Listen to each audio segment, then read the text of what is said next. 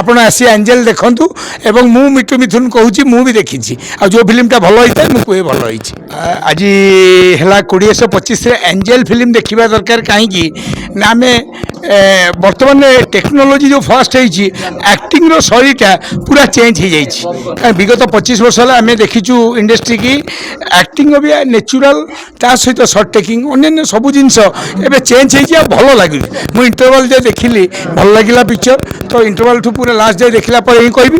ଆଉ ଏଠି ଆମର ପାର୍ଥ ଯେଉଁ ଅଭିନୟ କରିଛନ୍ତି ପାର୍ଥ ପୁରା ଗୋଟେ ହିନ୍ଦୀ ଆକ୍ଟର ଭଳିଆ ଲାଗୁଛନ୍ତି।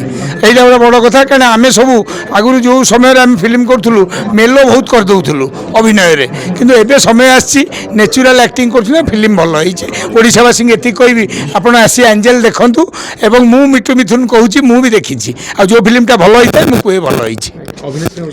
ଅଭିନେତ୍ରୀ ପୁରା ନ୍ୟାଚୁରାଲ ଆକ୍ଟିଂ ଭଲ ଲାଗିଲା ଆଉ ସର୍ଟ ଟେକିଂ ଆଉ ସବୁଠୁ ଭଲ ଲାଗୁଛି କ'ଣ କି ଏବେ ଗୋଟେ ଯୁଗ ହେଇଛି ସୁବର୍ଣ୍ଣ ଯୁଗ।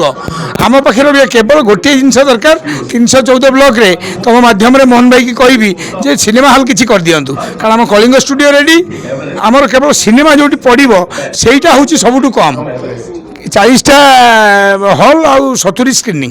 ତେଣୁକରି ମୁଁ ଏତିକି କହିବି ସିନେମା ଲୋକ ହିସାବରେ ଯେ ବର୍ତ୍ତମାନ ଗଭର୍ଣ୍ଣମେଣ୍ଟ ବହୁତ କଥା କରୁଛନ୍ତି ତ ଆମକୁ କିଛି ବ୍ଲକରେ ଯଦି ସିନେମା ହଲ୍ 200 ସିଟର ହେଇଗଲା ଆଉ ଗ୍ୟାରେଣ୍ଟେଡ଼ ଦେଇ କହୁଛି ସବୁ ସିନେମା ଚାଲିବ। ପ୍ରଥମ ଦିନରେ କେଉଁ ସିନେମା ଚାଲେ ନାହିଁ।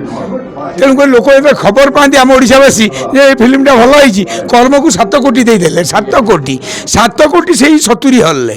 ତେଣୁକରି ମୁଁ ଏତିକି କହିବି ଆପଣଙ୍କ ମାଧ୍ୟମରେ ମିଟୁ ମିଥୁନ ସିନେମା ଲୋକଟିଏ ମୁଁ ସିନେମା ଖାଏ ସିନେମା ପିଏ ସିନେମା ଶୁଏ 24 ଘଣ୍ଟା ଆଉ କିଛି ଭାବିନି କିନ୍ତୁ ଏତିକି କହିବି ଯେ ବର୍ତ୍ତମାନ ଗୋଟେ ସୁବର୍ଣ୍ଣ ସମୟ ଆସିବ କାରଣ ଭଲ ସିନେମା ତିଆରି ହେଲାଣି ଆଉ ଏଞ୍ଜେଲ ବଢ଼ିଆ ସିନେମା ହେଇଛି। Thank you I love you.